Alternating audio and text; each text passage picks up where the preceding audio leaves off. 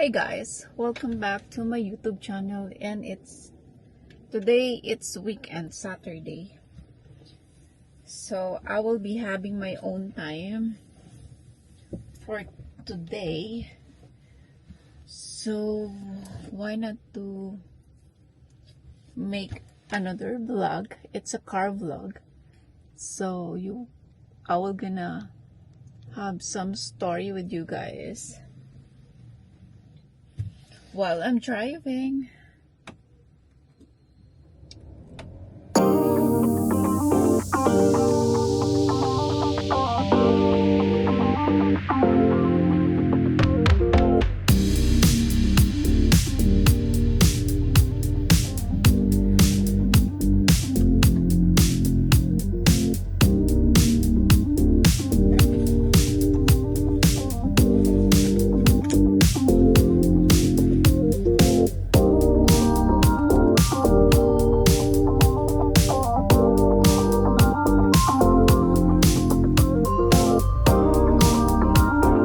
Time check now, it's 1:40 in the afternoon, Dubai time.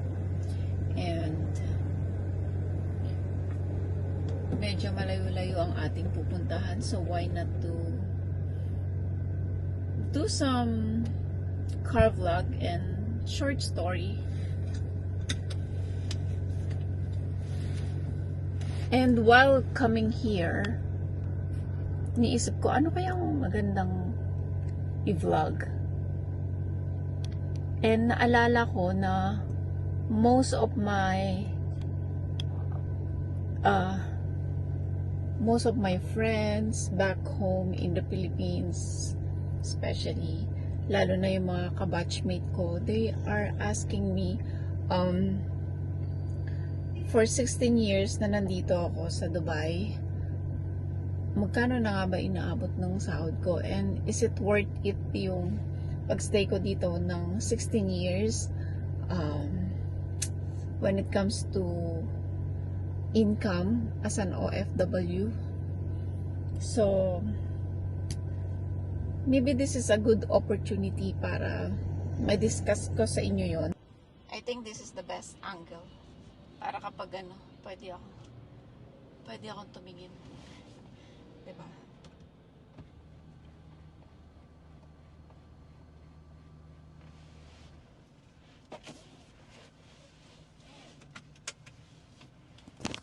Okay, so let's go.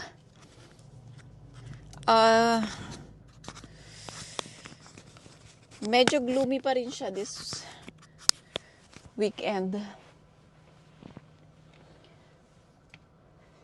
Unexpected ba na malamig pa rin? Actually, most of us were thinking na pa-summer na, but it's not. Wala kang dito. Car holder. I need to turn on my data.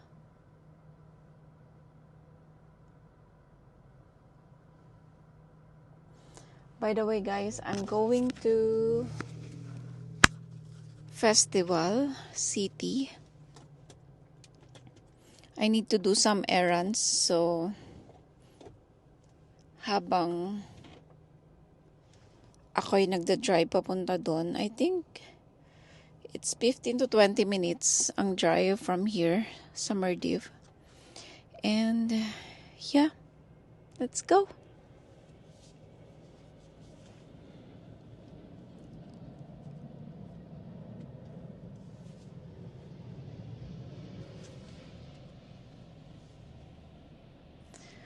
Where do you want me guys to start?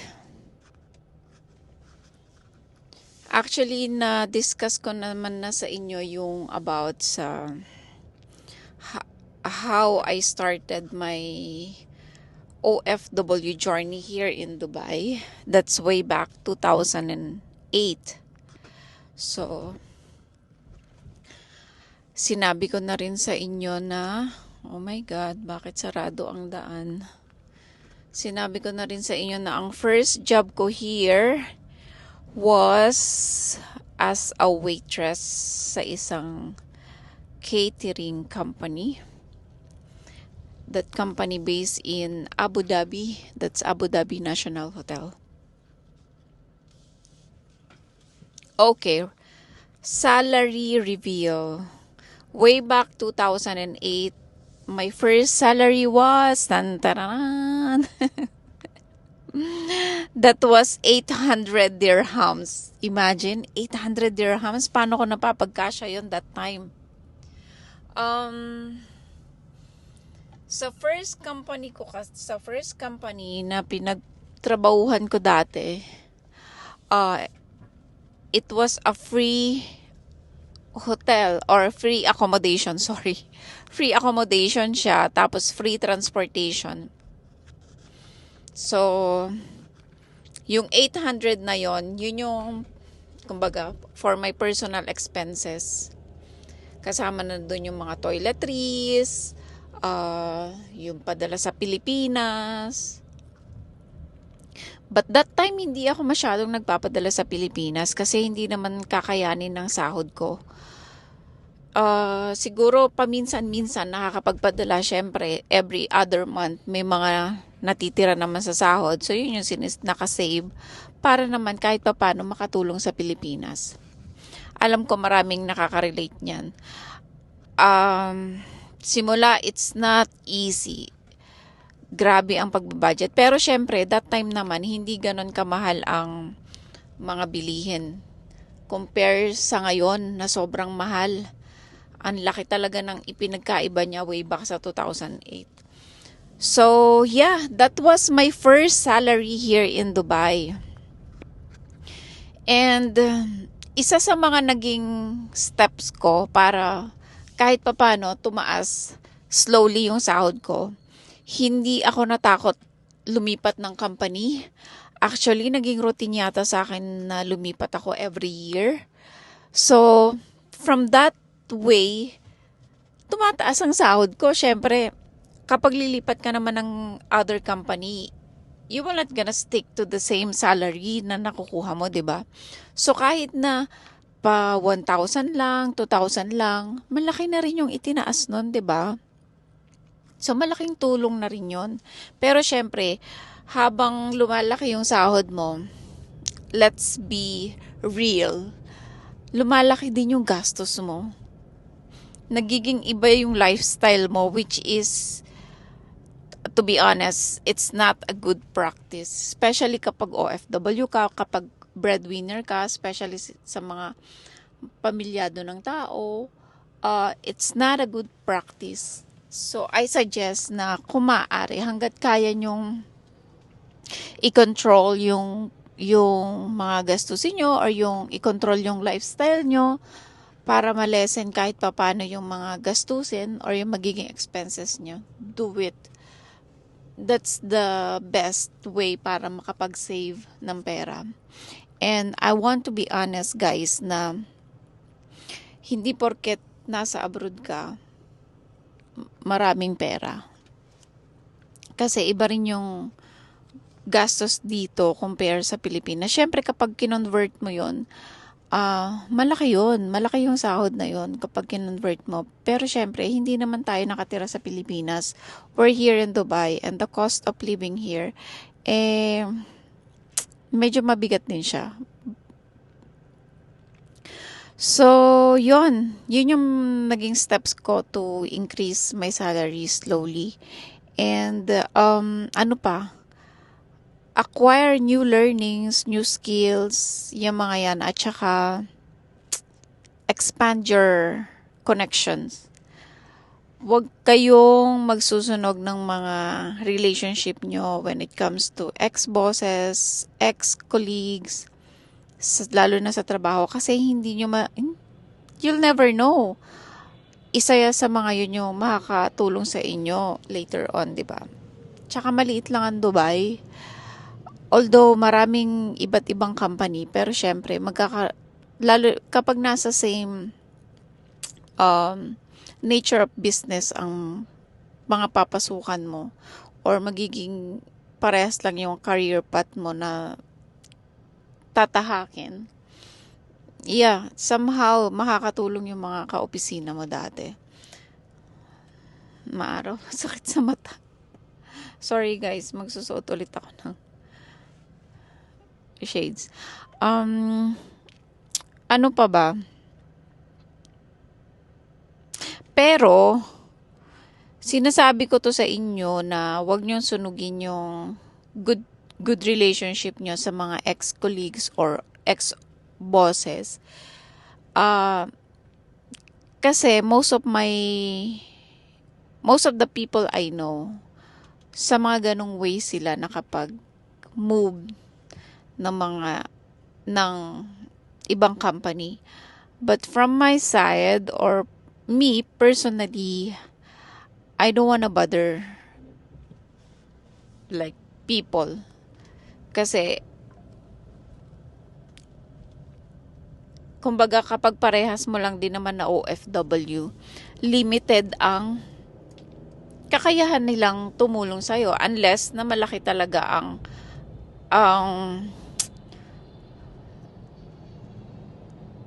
power nila, or paano ba, kung talagang malakas yung backer or may mga position sila sa isang company, pwede. Pero from my side wala naman akong ganung mga friends. Meron, kaso nahihiya ako. Kasama na yung hiya talaga. So,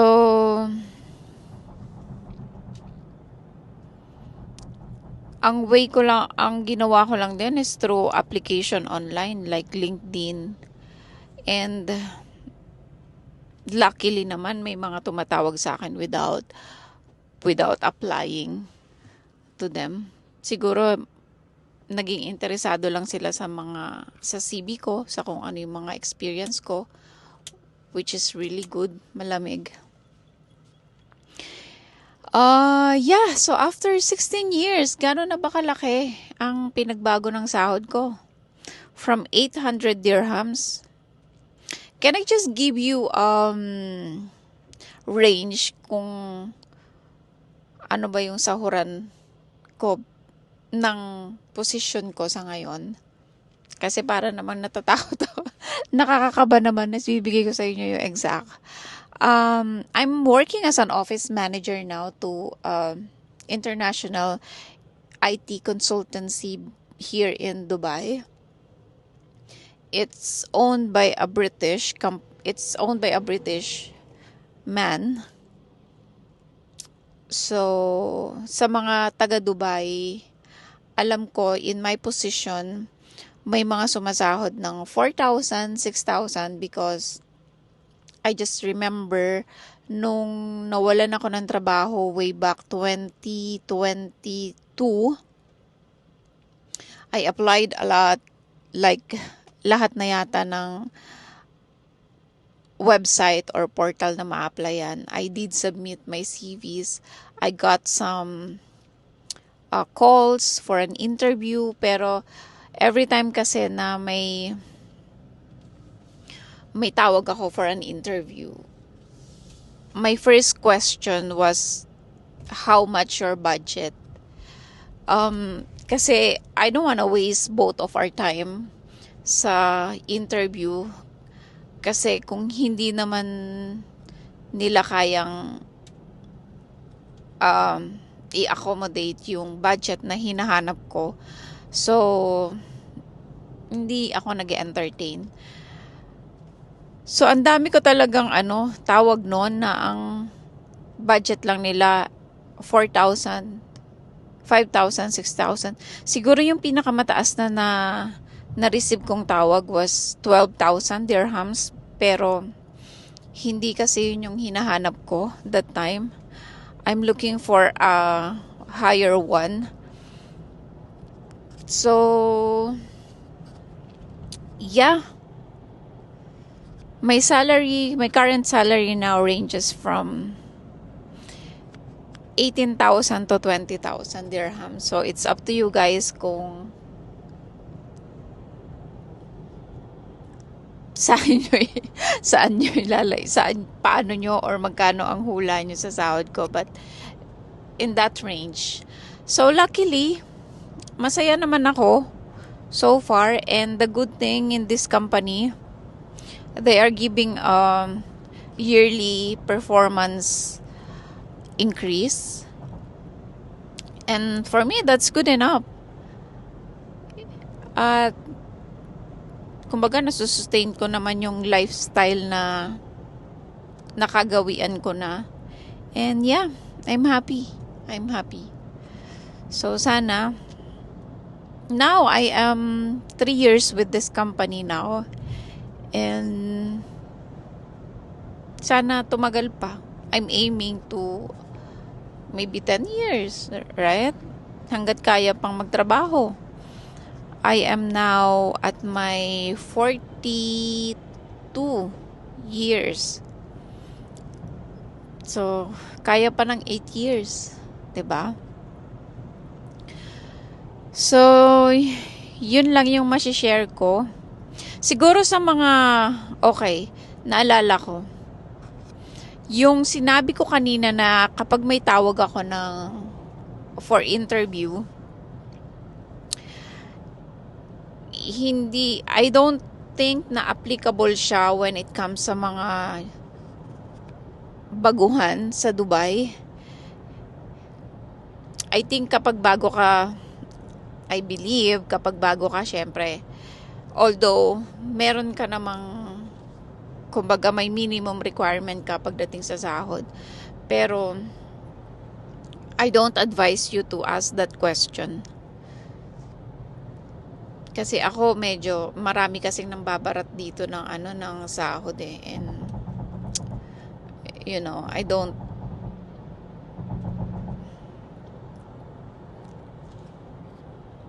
entertain such company. Tapos bibigyan ka ng sobrang daming trabaho na hindi ka naman well compensated. That's unfair. That's really unfair, lalo na sa ating mga Asian or Filipino. Most of the companies, they are treating us really, really unfair, and I will not gonna go with that kind of company again. Kasi nangyari na yan sa akin dati. And syempre, kapag bago ka, tahimik ka lang, you will just gonna follow what they want kasi takot kang mawala ng trabaho, di ba?